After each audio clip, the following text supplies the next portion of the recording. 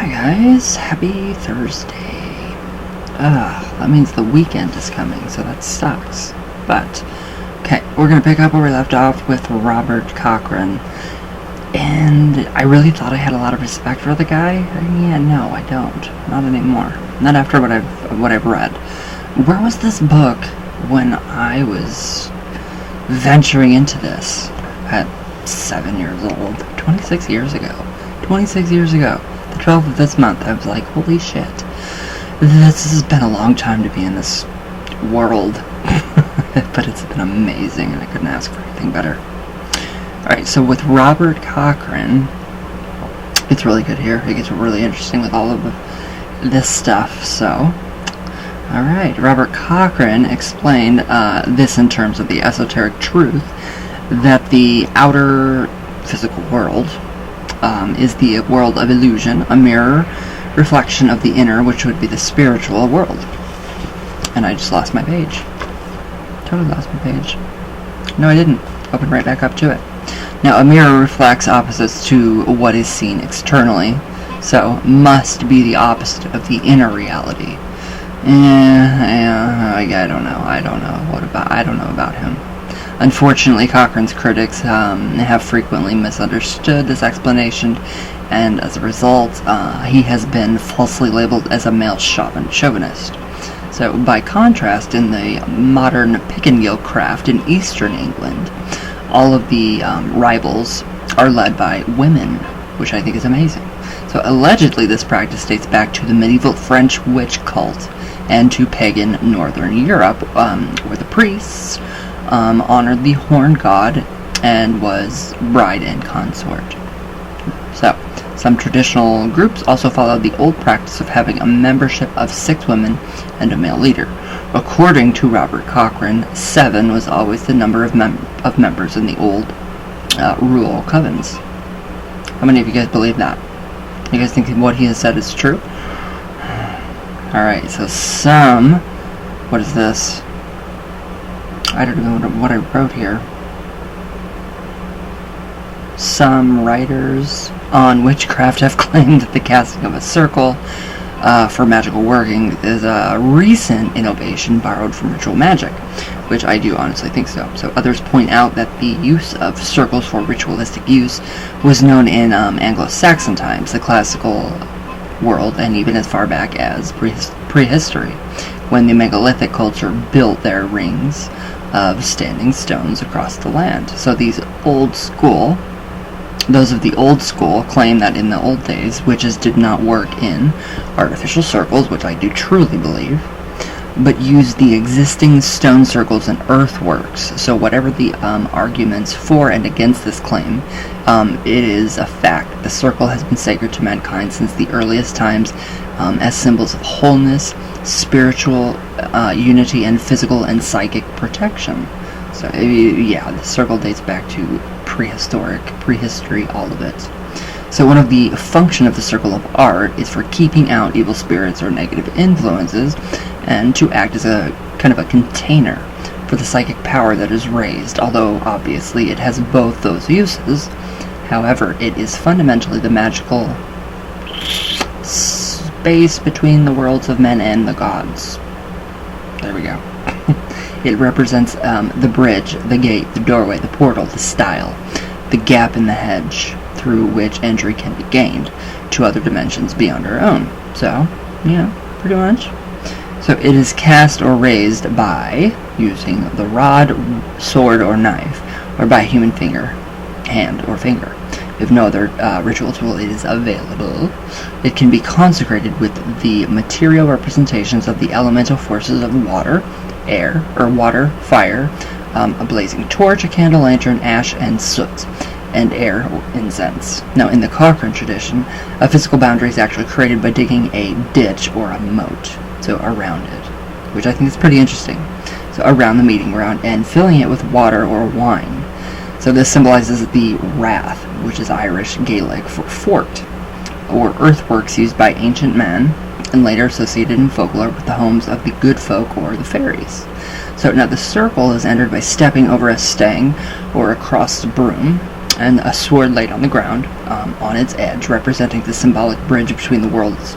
So, some witch traditions call upon the watchers or guardians of the four quarters, representing the elemental forces and symbolized by the mighty ones of four kings and queens. So, recognition with suitable offerings of the genie, Loki, or spirits of the place, and the wights and land spirits is also made before a rite begins, so that they can take their blessings in on the proceedings.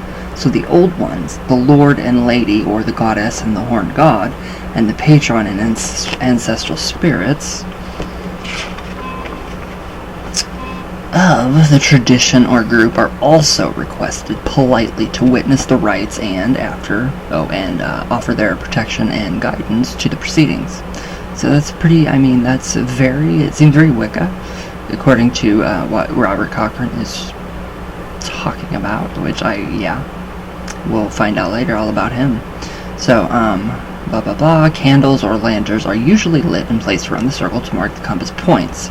It is if a fire is required, then it is placed in the center of the working area. Traditionally, it is not lit until all the participants have entered the circle, and the ritual proper is ready to begin.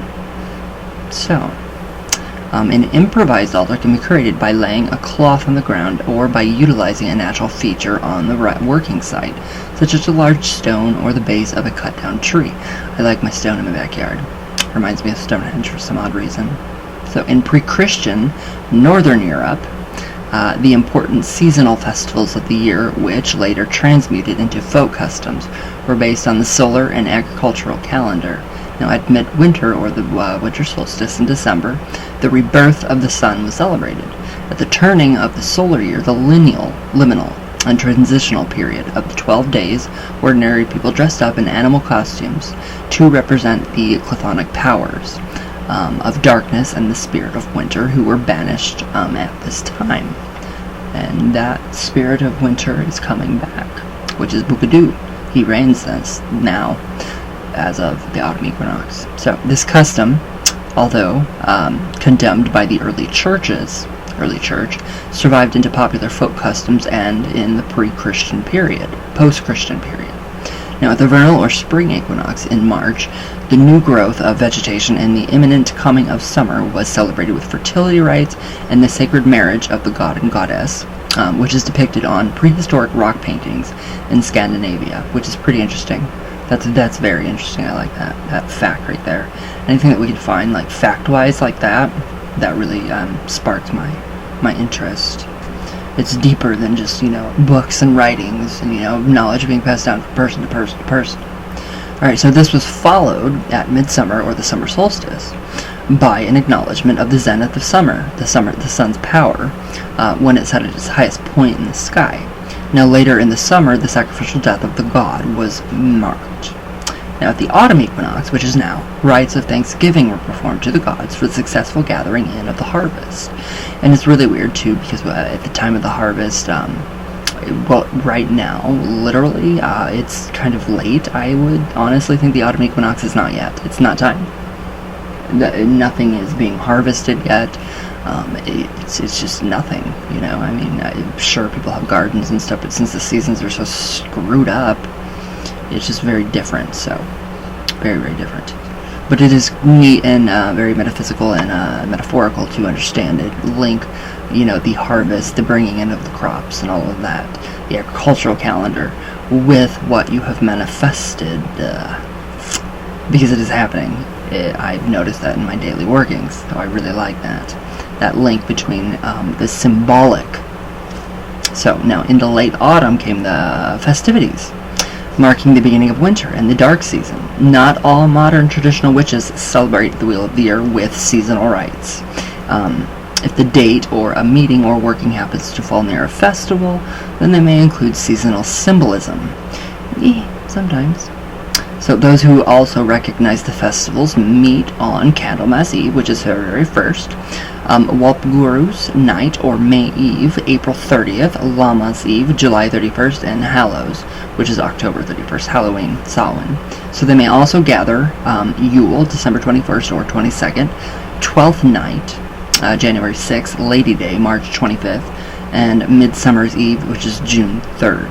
So, now we have S-bats, which I don't really know. I don't take those into consideration much, except for the full moon. So S-bats, smaller meets to discuss business or practice minor magical working, such as divination and healing, are held monthly, usually at the full or new moon. Some crafters still follow the old calendar, abandoned in 1752. So, which is 11 days out of alignment with our modern one.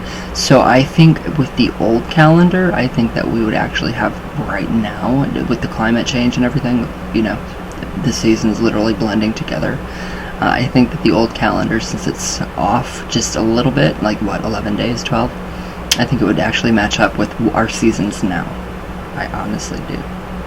So, one example of a Candlemas ritual, as by traditional witches today, has been given by Evan John Jones. And this is 1990, in 1990. So the rite is concerned with purification and banishing the old year so the new one can be welcomed in. So this is done by scattering salt around the circle, and then a seed of grain is planted in a container. Now this is representative of the fact that in death there is also the promise of rebirth and of new life. Now at Lammas, the resulting plant will be harvested. I like this. A symbolic of the sacrifice of the god. So, right now, it's almost time for the god to be sacrificed. Now, this Candlemas ritual also includes an enactment of the Wild Hunt, with the Magister representing its leader and chasing the other witches across the countryside, which really, really sounds like Lupercalia. So, a member of a traditional coven that was based in Windsor in the 1970s, referred to earlier, has described how they celebrated Halloween or Samhain. I love this. This is amazing. So, the wild rite of Samhain crosses the gulf that is day between the years. It is led by the high priestess, for the god is in the other lands. The meeting could be presided over by the fox. So apples are ducked and fire is lit. The cauldron sings and flickering candles will cradle unknown shadows. Halloween is where we always meet again. I love that. Always meet again. And is that astonishing time in which we revive sad and happy memories. Skulls, ghosts, cobwebs, ghostly, ghouly, fortune-telling, and usually games, and the intense incense of the crone. So cutting through the symbols and the age-old traditions, Samhain's special significance lies in the unification, the magical feast in which the living and spirit re-meet, wherein bonding is free-bound. So it marks the end of the year. It's one of the major celebrations during the turn of the cosmic tide. Let the feast be a grand one. Let the rite be joyful. And may we cherish our oneness and dispel all grief and fear at the dumb supper, who we have no tears. Funerals are for the dead. Samhain is for the ever-living. That's beautiful. It's for the ever-living. So we always come back to our ancestors. It's all about the ancestors. So, where did I leave off? Okay, the dumb supper. I like that, the dumb supper. So, we will pick back off there soon. What am I doing? So yeah, it's just been really nice. I have been celebrating the autumn equinox for I think probably all week. I think I have actually been. Oh wait a minute, what did I shoot? What did I just say? I've really gotta...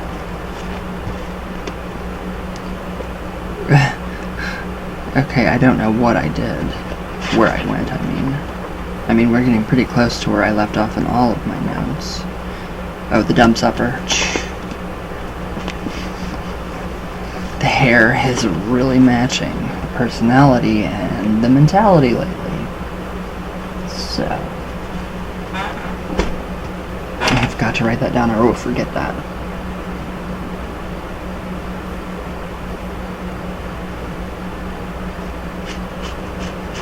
There. Alright, guys.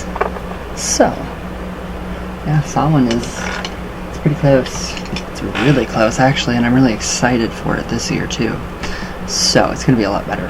So, I hope, anyway. But, alright, guys. I can't wait to get into Robert Cochrane, though, more so, and I think it's really interesting. Really interesting stuff. So, yes. But, alright, guys. I love you all very much. Thank you guys for all of your comments. I'm trying to get through all of them, and it's just very tough because there's thousands. So, I love you all very much, and I will see you guys tomorrow. All my love, all the way from Venus, always, all the way back down. And I love you all. Everybody be safe and mask up. So, I'll see you guys tomorrow.